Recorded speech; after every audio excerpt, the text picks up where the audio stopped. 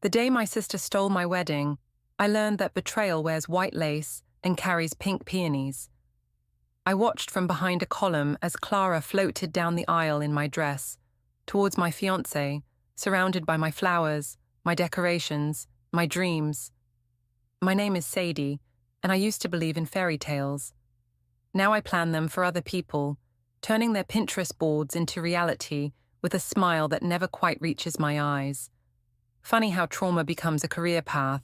Another satisfied bride, Brinley says, handing me a glass of champagne as we watch our latest couple drive away from their perfect reception. You've got the magic touch, Sadie. I take a sip, savoring the bittersweet bubbles. Magic? No, just intimate knowledge of what can go wrong when you trust the wrong people. My phone buzzes. Clara's name flashes across the screen, the first contact in 8 years. I silence it, but it buzzes again, and again. Persistent little snake, isn't she? Brinley peers at my phone. You going to answer? Why should I? The champagne turns sour in my mouth. 8 years of silence and now she needs something. Classic Clara. The voicemail notification pops up. Against my better judgment, I listen. Sadie, please. Clara's voice cracks. I know I don't deserve your help, but everything's falling apart. The business, the house, my marriage. I need you. Please come home. There are things you don't know about that day. I delete the message, but her words echo in my head. Home. That small coastal town where my mother still makes excuses for Clara's behavior, where gossip travels faster than light, where I left my wedding dress crumpled on the church floor. You're not actually considering it, are you? Brinley's eyes narrow. Of course not. I scroll through my calendar, packed with upcoming weddings. I'm booked solid for months. But you're thinking about it. I know that look. She's right. I'm thinking about the way Clara smiled at me that morning, helping with my makeup, asking to try on my dress just once while I was in the shower. How she disappeared with it. How my mother said nothing when Clara emerged in the church wearing it instead of her bridesmaid's dress. My phone buzzes again. This time, it's a text with a photo attached. A teenage girl with Clara's golden hair, and my green eye stares back at me. The caption reads, "This is London, your niece. She needs you too." Damn, Brinley whispers, reading over my shoulder. She fights dirty. Another text follows. There's more at stake than you know. Marco's father is threatening to expose everything. Please, just come talk. I pour myself another glass of champagne. You know what the worst part was? Not the dress, not even Marco. It was how everyone acted like it was normal, like I was overreacting by leaving. So, go back, Brinley says simply. Go back and show them exactly who you've become. I look around the elegant venue, at the crystal chandeliers and silk draperies I selected, at the perfectly executed details that have made me one of the most sought-after wedding planners in the city. Every wedding I plan is a small revenge against that day. Every happy bride, a reminder of what was stolen from me. Clara mentioned a vow renewal ceremony in her message, I say slowly, begging me to help plan it. Brinley's eyes light up with understanding. Oh, now that would be poetic. My phone buzzes one final time. A text from my mother. Your sister needs you. Family should come first. I laugh, a sharp sound that echoes in the empty venue. Family first? Where was that sentiment 8 years ago? But I'm already pulling up flights on my phone, already imagining the possibilities. Clara wants help planning her vow renewal. Fine. I'll give her the ceremony she deserves, one that will make my stolen wedding look like a backyard barbecue. You're going, aren't you? Brinley sighs. Want me to come with? I shake my head. No, this is something I need to do alone. Besides, someone needs to handle the Watson wedding next week. Just promise me one thing, she says, gripping my arm. Don't let them hurt you again. I smile, thinking of the empire I've built from the ashes of that day. Oh, don't worry. I'm not the same naive girl who left that church in tears. Clara wants my help? She'll get it. Every elaborate, expensive, exquisitely planned detail of it. I booked the flight for tomorrow morning. then send Clara a brief text. Coming home, we'll talk about the vow renewal. Her response is immediate.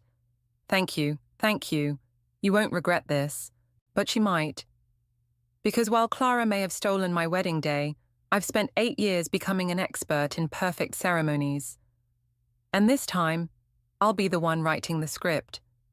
I raise my glass to the empty venue. Here's to family reunions. Brinley clinks her glass against mine.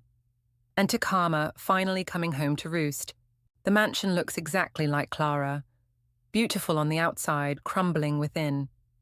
Paint peels from the colonial columns, and weeds push through the once pristine garden paths. 8 years ago, this was the crown jewel of Harbour Street. Now it's just another reminder that everything has a shelf life, even perfection. Ms. Sadie.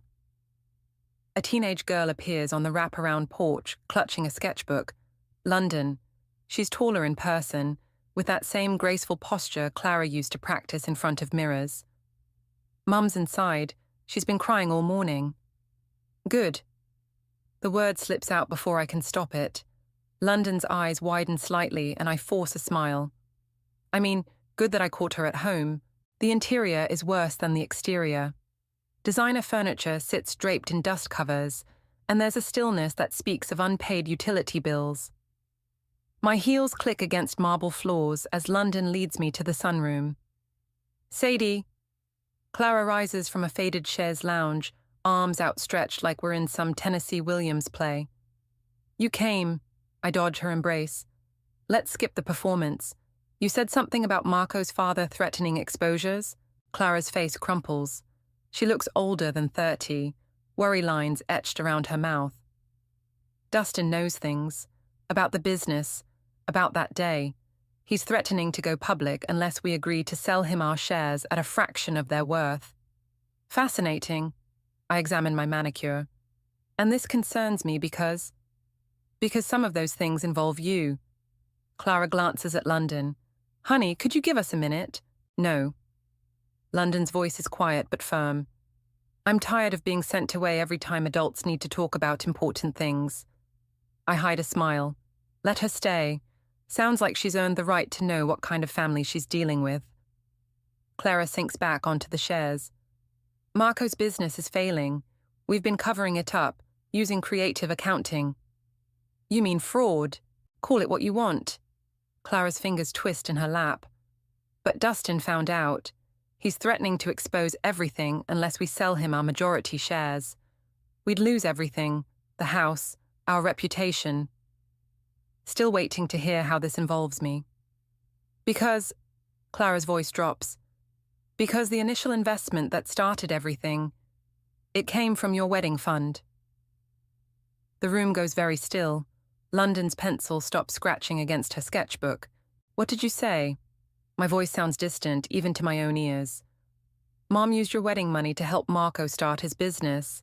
That's why she didn't stop me that day. She knew Marco needed someone who understood the situation, who could help manage things. Someone more manipulative than me, you mean? The laugh that escapes me doesn't sound entirely sane.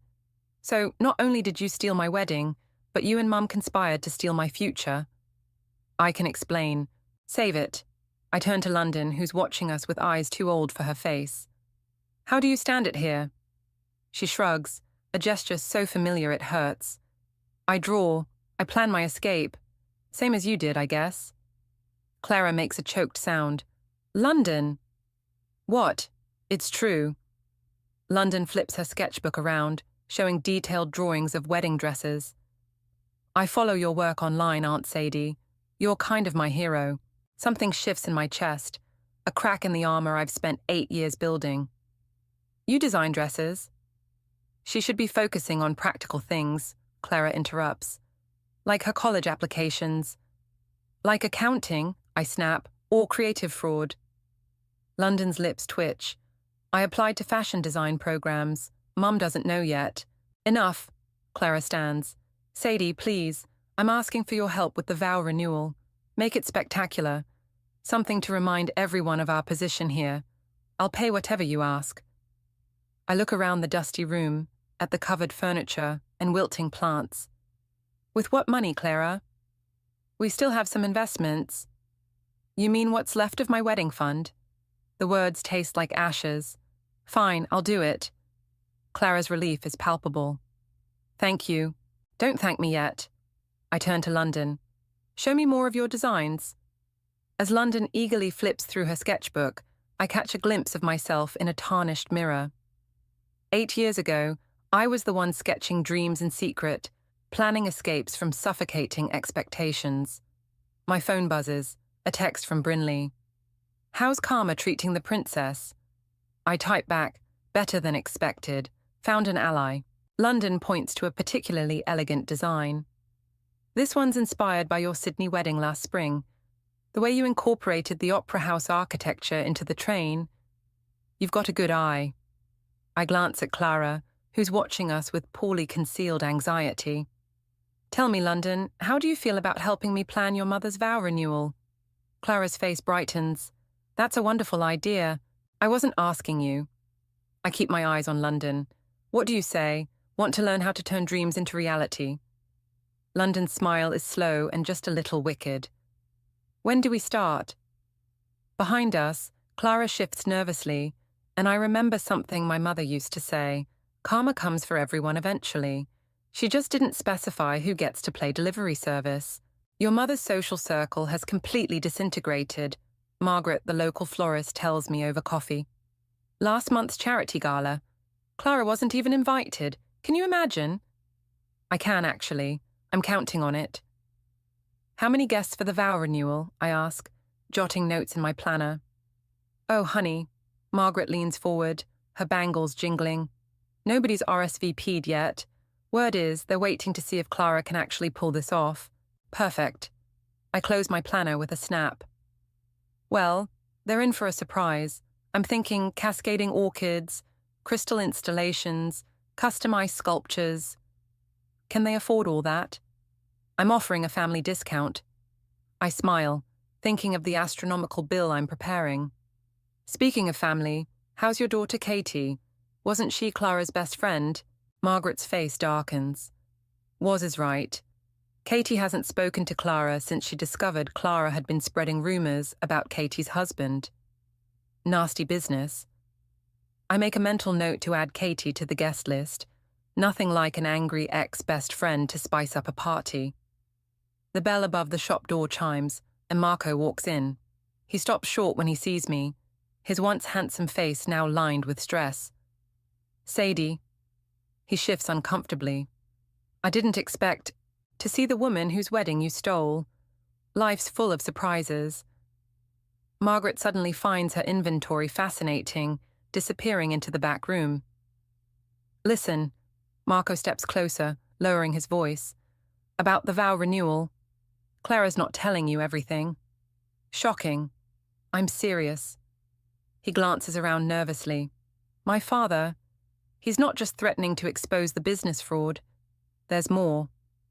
There always is with Clara. No, you don't understand. That day, your wedding day, the shop door chimes again. London bursts in, her cheeks flushed. Aunt Sadie, I've been looking everywhere for you. Mum's having a meltdown about the guest list. Marco straightens, his confession forgotten. London, you should be at your piano lesson. Already finished? London pulls out her sketchbook. Actually, I was hoping to show Aunt Sadie my ideas for the table settings. You should focus on your studies, Marco says sharply. This wedding planning nonsense is a valuable learning experience, I interrupt. Besides, London has quite a talent for design. You should be proud. Marco's face reddens. Stay out of this, Sadie. She's not your daughter. No, thank God for that. I gather my things. Come on, London. Let's go deal with your mother's meltdown. Outside, London's shoulders slump. I didn't really finish my piano lesson. I just couldn't stand another hour of scales. I know. I link my arm through hers. But sometimes the best revenge is living well. Show me those table setting designs. We settle on a nearby bench, and London flips open her sketchbook. Her designs are impressive, modern, elegant, with just a hint of edge. Mum wants everything exactly like her first wedding, London says. But I was thinking, What if we did something completely different? Something that makes a statement. I study her sketches. Black roses mixed with white shattered mirror centerpieces, place cards written in reverse.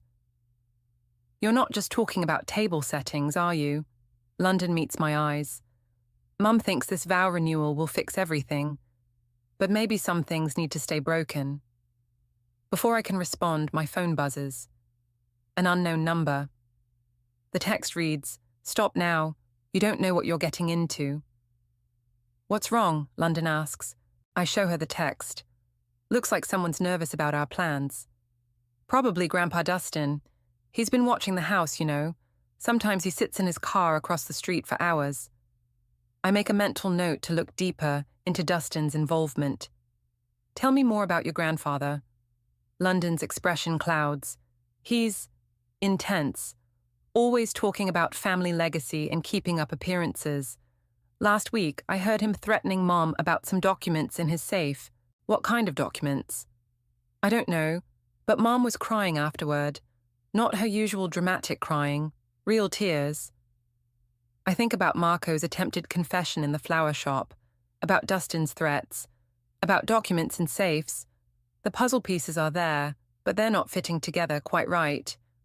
My phone buzzes again. This time it's Clara. "Where are you? We need to discuss the guest list now." "Ready to face the dragon?" I ask London. She grins. "Only if we can show her my black rose concept." "Oh, we'll show her more than that." I stand, brushing off my skirt. "How about we talk about those fashion school applications too?" London's eyes widen. "Mum will lose it." "Probably, but sometimes losing it is exactly what people need to do." As we walk back to the mansion, I can't shake the feeling that I'm missing something crucial. Marco's unfinished warning, Dustin's threats, Clara's real tears. There's a story here that goes deeper than stolen weddings and business fraud. But for now, I have a vow renewal to plan. And if my niece wants to help me turn it into a masterpiece of subtle revenge, well, that's just karma working in mysterious ways. "Black roses." Clara's voice rises an octave. "Have you lost your mind, Sadie? This is a vow renewal, not a Gothic funeral." We're in the mansion's dining room, surrounded by London's sketches and my elaborate plans. The chandelier above us flickers. Another unpaid bill warning. "Actually," London pipes up, "the black roses were my idea." Clara freezes. "You're encouraging this?" She rounds on me. "First you fill her head with fashion school nonsense, now this. Fashion school?" Marco appears in the doorway, his face stormy. "London, we discussed this. You're going to business school." "No, you discussed it." London's voice trembles but holds firm. "I never agreed." I step between them. The roses are staying. And since I'm doing this at a discount, I get final say on design elements. "Some discount," Marco mutters. "Your invoice is astronomical." Consider it 8 years of accumulated interest. A door slams somewhere in the house, followed by heavy footsteps. Dustin enters, his presence filling the room like smoke. "Family meeting without me?" His smile doesn't reach his eyes. "Sadie, you're looking successful." "Dustin," I match his tone. "Still hiding documents in safes?" The room goes quiet. Clara's face drains of color. "London," Dustin says pleasantly, "why don't you go practice your piano?" She stays. I put a hand on London's shoulder, since she's helping with the planning. Dustin's eyes narrow. "Clara, control your sister." "That ship sailed 8 years ago," I say sweetly, along with my wedding fund. "Careful, Sadie." Dustin steps closer. "You might not like what you find if you dig too deep." "Is that a threat?" "Dad, please." Marco moves between us. "This isn't the time." "No?" Dustin pulls an envelope from his jacket. "Then when should we discuss these photos?"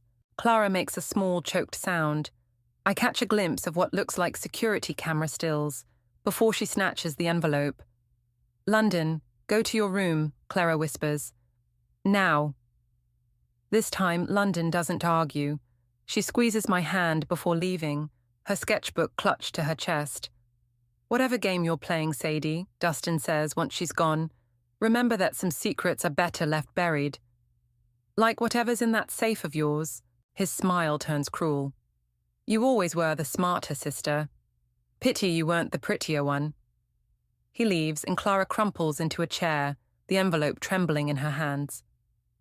Want to tell me what that was about? I ask. No. Clara stands abruptly. The roses can stay, just make everything perfect, please. She hurries out, Marco following after shooting me a warning look. I'm left alone in the dining room, surrounded by plans for a celebration that's feeling more like a wake. My phone buzzes.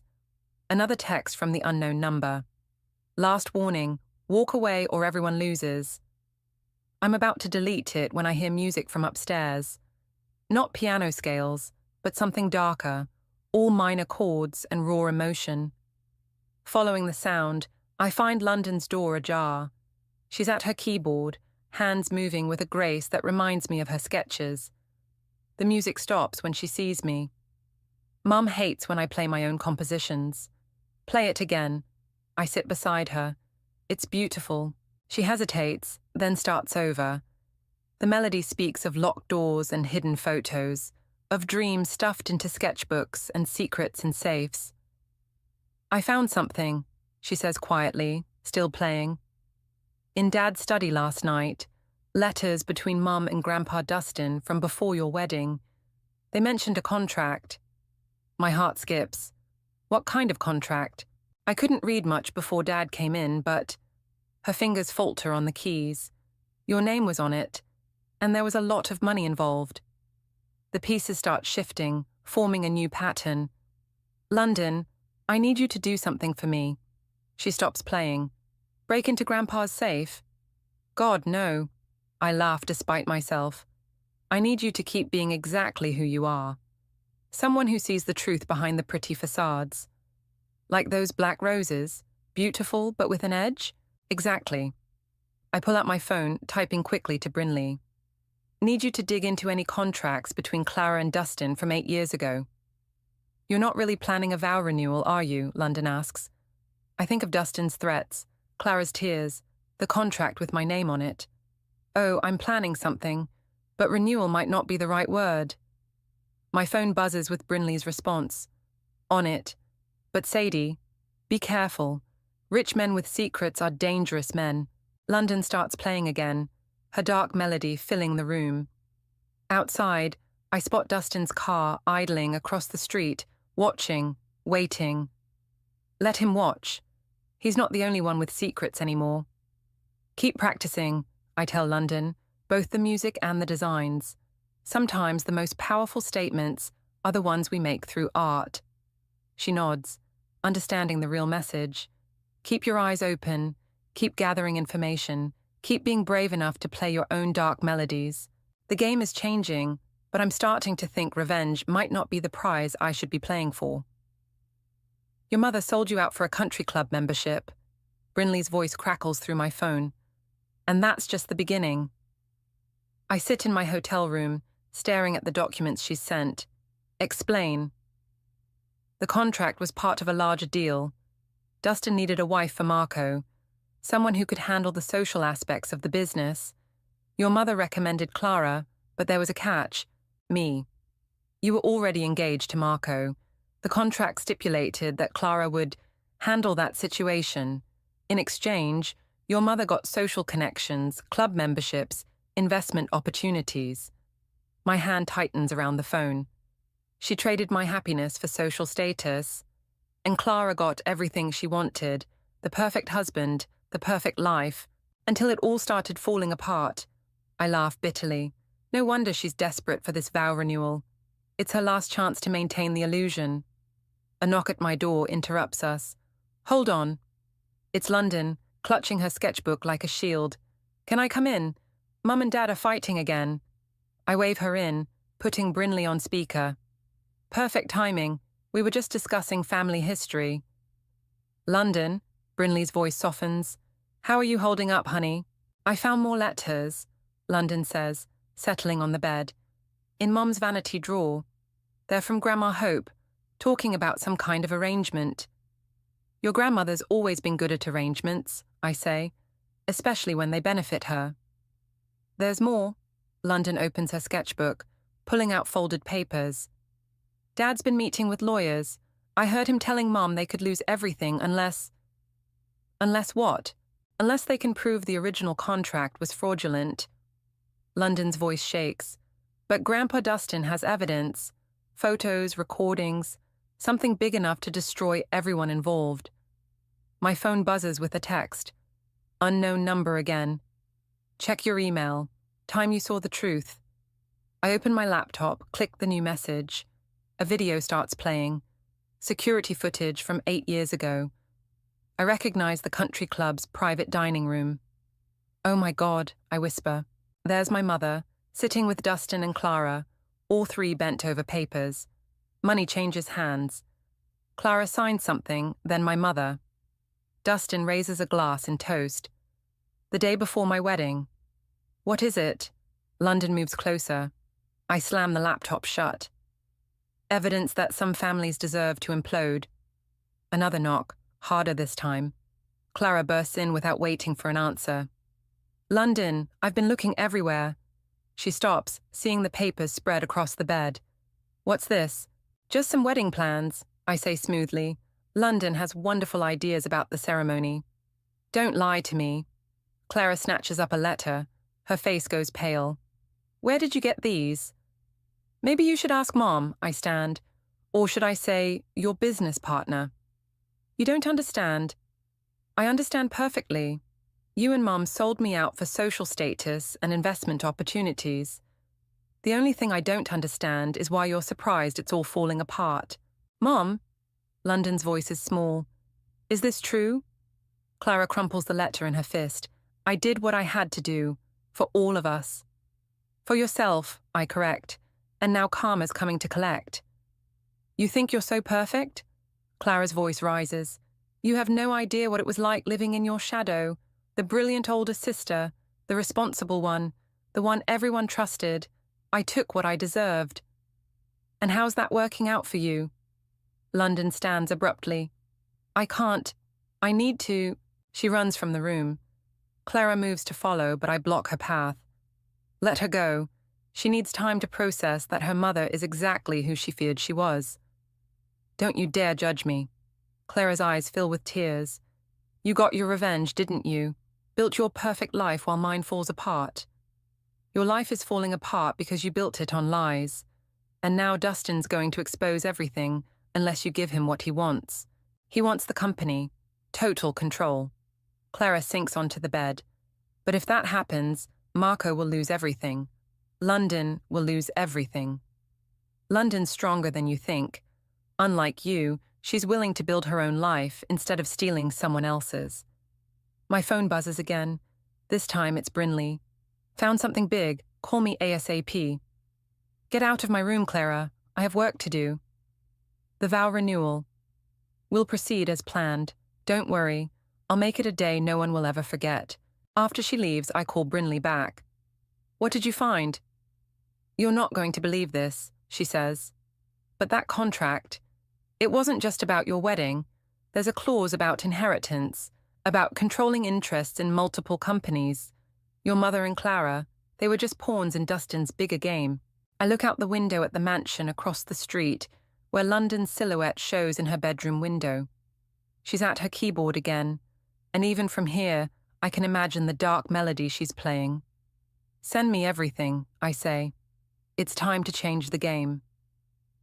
The day before the vow renewal, I find London waiting outside my hotel room, a packed bag at her feet. I'm not going back, she announces. I applied for early admission to design school, got in, full scholarship. I usher her inside. Does your mother know? Left her a note. Dad too. She pulls out an envelope. And I found these in Grandpa's study. He really should change his safe combination from Mum's birthday. The envelope contains photos. Not the ones Dustin threatened us with, but others. Financial documents, offshore account numbers, evidence of years of systematic fraud. London, this is dangerous stuff. I know. She lifts her chin. That's why I made copies. Lots of copies. My phone rings. Clara, of course. I put it on speaker. Where is she? Clara's voice is frantic. London's gone. Her room's empty. I'm here, Mum. London's voice is steady. And I'm not coming back. Don't be ridiculous. The vow renewal is tomorrow. Your father needs us. Dad needs to face consequences, London cuts in. Just like you and Grandpa Dustin. Clara's breath catches. What are you talking about? I know everything. The contract, the fraud, how you and Grandma sold out Aunt Sadie. I have proof. Silence stretches across the line. Then, put your aunt on. I take the phone. She's staying with me. You planned this, didn't you? Turn my daughter against me. You did that yourself. I look at London, seeing my own past reflected in her determination. The vow renewal starts at 4. Don't be late. I hang up as someone knocks. It's Marco, looking haunted. Is she here? London? Dad? London steps back. Don't try to stop me. I'm not. He enters, closing the door. I came to warn you both. My father. He's planning something for tomorrow, something big. We know about the contracts, I say. The fraud, the offshore accounts. No, it's worse. Marco runs a hand through his greying hair. He's going to announce a merger during the ceremony, one that will bankrupt Clara and me, leave us with nothing. He's been planning it for months, like Clara planned to steal my wedding. The words come out sharper than intended. That wasn't entirely her fault. Marco won't meet my eyes. My father, he has ways of making people do what he wants. Threats, blackmail, whatever it takes. And you just went along with it. London's voice cracks. Let him control everything. I was a coward, Marco admits. Still am, maybe. But tomorrow everything changes. My phone buzzes, Brinley. All set for tomorrow, team in place. Good, I text back. Time for the final act. London picks up her bag. I should go. My bus leaves in an hour. Wait. Marco pulls out his wallet, hands her a thick envelope. Your college fund. I've been saving it separately where Dad couldn't touch it. London stares at the envelope. You knew? I've seen your designs. They're beautiful. He swallows hard. I'm sorry I didn't say it before. She hugs him. Brief but real. Come to my first show. Wouldn't miss it. After London leaves for the bus station, Marco turns to me. What are you planning for tomorrow? A vow renewal. I smile. Just not the kind Clara's expecting. She'll be destroyed. No, she won't. But Dustin. He might be. Marco nods slowly. Good, just be careful. My father doesn't lose gracefully. After he leaves, I start laying out tomorrow's clothes. A black dress, elegant but severe. My phone buzzes one last time. Unknown number. Call it off or the photos go public. I text back. Release them. I'm done being afraid of the past. The response comes quickly. Your funeral. No, I type. Your empires. I look out at the setting sun, thinking of London on her bus to freedom, of Clara in her crumbling mansion, of Dustin plotting in his study. Tomorrow, everyone's masks will fall. My phone rings. Brinley again. You sure about this? She asks. Once we start, there's no going back. I think of that day, 8 years ago, watching Clara walk down the aisle in my dress. How I ran away, letting them win. I'm sure. Is everything ready? All set. The press will be there, disguised as guests. The financial authorities are standing by. Even got that reporter you mentioned, the one who specializes in corporate fraud exposés. Perfect. I smooth my black dress. Time to show them what happens when you underestimate the wrong sister. London get off okay? Yeah. I smile, thinking of her fierce determination. She's going to be amazing. Like her aunt, Brinley says softly. Get some sleep, Sadie. Tomorrow's going to be one hell of a show. I hang up and start going through my checklist one final time. Black roses, check. Press in place, check. Evidence ready, check. Tomorrow, Clara will get her vow renewal. But the only vows being renewed will be the ones I make to myself. Never again will I let anyone steal my power, my voice, my truth. Let Dustin release those photos. Some secrets need to see the light of day. The black roses look stunning against the white tablecloths. Clara stands at the entrance of the country club ballroom, her face a mask of controlled panic as guests file in. "Where's London?" she hisses as I adjust her veil. "Safe." I smooth a non-existent wrinkle, which is more than I can say for what's coming. "What have you done?" "Me?" I step back to admire my work. "I just planned a vow renewal. Everything else, that's all karma, sister dear." Dustin appears, looking smugger than usual in his expensive suit. Quite a turnout, though I notice the press seems particularly interested. Funny how fraud and corruption make such compelling headlines. I check my watch. 5 minutes till showtime. Clara grabs my arm. "Please, whatever you're planning." "Too late." I nod toward the entrance where federal agents are quietly taking positions. Much too late. The music starts, not the traditional wedding march Clara requested, but London's composition. Dark, haunting notes fill the room as Marco takes his place at the altar. "What is this music?" Dustin demands. "Your granddaughter's gift to her mother. Shame you never bothered to listen to her play." Clara starts her walk down the aisle, each step heavy with dread. The guests murmur, some in appreciation of her dress, others noticing the federal agent's subtle presence. I take my place at the podium. Yes, I'm officiating. Clara was too afraid to say no when I suggested it. "We're gathered here today," I begin, my voice carrying clearly through the room, "to witness not just a renewal of vows, but a revelation of truths." Dustin shifts uncomfortably. Several cameras click. 8 years ago, a wedding took place. Not the one that was planned, but one orchestrated through manipulation, fraud, and betrayal. I smile directly at my mother, who sits ashen-faced in the front row. "Today, we're here to set things right." "Stop this," Clara whispers. "No." I turn to the assembled guests. "You all came expecting a celebration of love. Instead, you're witnessing the end of an empire built on lies." Dustin stands. "That's enough. Sit down, Dad." Marco's voice rings out. He pulls papers from his jacket. "The federal agents have everything. The fraud, the blackmail, the offshore accounts. It's over." The room erupts in chaos. Cameras flash as agents move in. My mother tries to leave, but finds her path blocked.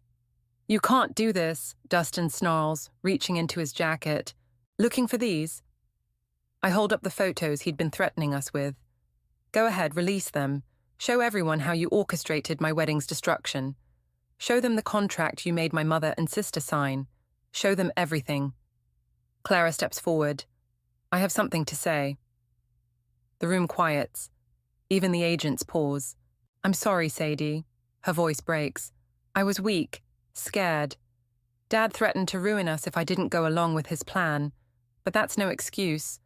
I stole your wedding, your future, your trust. And for what? A life built on lies? Keep going," I say softly. "I've lost everything that matters. My daughter's respect, my integrity, my self-worth." She turns to the guests. "You all thought we were perfect. The perfect family, the perfect life. But it was all a fraud, as fake as this vow renewal." Dustin lunges for her but is quickly restrained by agents. "You ungrateful," he starts. "No, Dad." Marco moves to stand beside Clara. "You don't get to call anyone ungrateful. You used us all like pawns. But games end, empires fall." My phone buzzes. A text from London. "Watching the live stream. You're amazing. All of you." I address the room one final time. This ceremony is over, but the truth, that's just beginning. As the agents lead Dustin away, my mother approaches me. "Sadie, please, save it." I step back. Some betrayals can't be forgiven, but they can be learned from. Clara hasn't moved from the altar, her perfect dress now wrinkled, her makeup streaked with tears. "What happens now?" she asks. "Now?" I look around at the chaos we've created, at the black roses standing witness. Now you do what I did. You rebuild. You find out who you are without all the lies. Will London ever forgive me? That's up to her. But she's strong, Clara. Stronger than we ever were at her age. She'll be okay. Marco joins us, looking both exhausted and relieved. The agents want statements from everyone. Then let's give them what they need. I straighten my shoulders. Time to tell the whole truth. As guests file out, many stopping to speak with reporters, I send one final text to London. It's done. Your composition was perfect. She replies immediately. Think Mum will ever understand why I had to leave? Yes, I type back, because sometimes the bravest thing we can do is walk away from a beautiful lie. I look at Clara, still standing in her wedding dress among the black roses, and feel something unexpected, not satisfaction or revenge, but peace. Sometimes karma doesn't just come to collect. Sometimes she comes to set us all free. The fashion show lights dim as London takes her final bow. Her collection, black roses and broken vows, just brought Paris Fashion Week to its feet. I watch from backstage, pride squeezing my chest. She did it, Brinley whispers beside me. She actually did it. Was there ever any doubt? None. Clara's voice makes us both turn. She stands awkwardly in her simple black dress, clutching a bouquet of, what else, black roses. Is it okay that I came? Before I can answer, London appears. She stops short at the sight of her mother. You came. Front row. Clara holds out the flowers. Your designs, they're extraordinary. Thanks. London takes the roses. Dad here too? Outside. He wasn't sure. Clara swallows. We didn't want to overwhelm you. I start to step away, but London grabs my hand. Stay, please. The dress you closed with, Clara says softly. The white one with the black lace overlay. That was about Aunt Sadie's wedding, wasn't it? The whole collection was about our family. London strokes a rose petal. About lies and truth, darkness and light. About finding beauty in broken things. Like us? Clara's voice cracks. Maybe. London meets her eyes. I'm not angry anymore, just cautious. That's fair. Clara glances at me. More than fair, considering. A commotion at the door draws our attention. Marco enters, followed by reporters shouting questions about Dustin's sentencing. Not today, he says firmly. Today is about my daughter's triumph, nothing else. The reporters persist until security escorts them out. Marco approaches slowly, like he's afraid London might disappear. You are magnificent, he says simply. London hugs him, quick but real. Thanks, Dad. Your grandfather asked to see your show, Marco adds. From prison. I told him no. Good. London's voice is firm. Some people don't deserve second chances. I think of my mother, who chose social status over her daughter's happiness. She wasn't at the show either. But some people do, London continues, looking at her parents. If they're willing to earn them. Clara wipes her eyes. We'd like to try. Maybe dinner, tomorrow. I'd like that. London turns to me. You'll come too. Actually, I pull out an envelope. I have something else planned. Open it. Inside is a contract. Not the destroying kind, but the building kind. A partnership. London's eyes widen as she reads. You want me to design wedding dresses for your company? Not want, need. I smile. Your talent is exactly what we're missing. Plus, Brinley's tired of being the only one who calls me out on my dramatic tendencies. Hey, Brinley protests, laughing. Speaking of dramatic tendencies, Clara says, I saw your latest wedding. The one with the butterfly release. Beautiful. Thanks. The compliment feels genuine, making it harder to hold on to old anger. London's design would have made it perfect. Then it's settled. London signs the contract with flourish. Partners. Marco clears his throat. Does this mean you're staying in Paris? For now. London hands me back the contract. But I'll visit. Both of you. We can try again. Slowly. Slowly is good, Clara nods. We have a lot to make up for. You do, I agree. But at least now you're being honest about it. Security returns to announce the after-party is starting. London looks at her parents. Come to the party. Just for a little while. They agree, following her out. I stay behind, touching one of the black roses Clara brought. You okay? Brinley asks. Better than okay. I tuck the contract into my bag. Remember what you said when I first went home? About karma coming to roost? Yeah? I think it did, just not the way we expected. Instead of destroying everything, it rebuilt things. Different, but maybe stronger. Like those roses London uses. Beautiful because of their uniqueness, not in spite of it. My phone buzzes. A message from Clara. Thank you, not for forgiving us, but for showing London how to be strong. I show Brinley the text. Think they'll make it. The new them? Maybe, they're trying. That's something. Music drifts in from the party, London's composition, but transformed.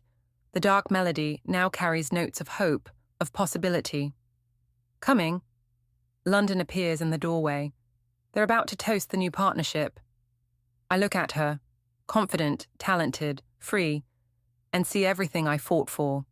Not revenge, but redemption. Not destruction, but growth. Right behind you, partner. We join the celebration, surrounded by black roses and bright lights, broken vows transformed into new promises. Sometimes karma doesn't just settle scores. Sometimes she opens doors to better futures. And sometimes those futures are more beautiful than any revenge could ever be.